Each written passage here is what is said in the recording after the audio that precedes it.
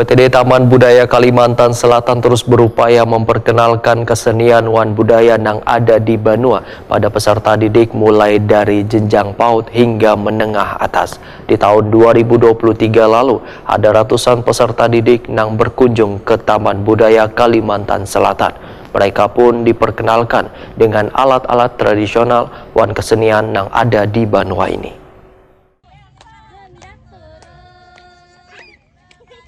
UPTD Taman Budaya Kalimantan Selatan terus berupaya memperkenalkan kesenian wan budaya yang ada di Banua pada peserta didik mulai dari jenjang PAUD hingga menengah atas.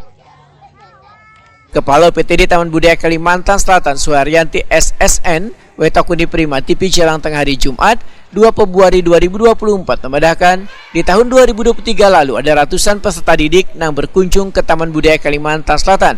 Mereka pun diperkenalkan dengan alat-alat tradisional wan kesenian yang ada di Banua ini. Menurut Suharyanti, di tahun 2024 ini pun sudah ada beberapa sekolah yang akan berkunjung. Mereka nantinya akan disambut oleh tim untuk memperkenalkan beragam alat musik tradisional yang kayak gamelan wan angklung yang berada di ruang galeri seni serta diajarkan pula permainan tradisional balogo.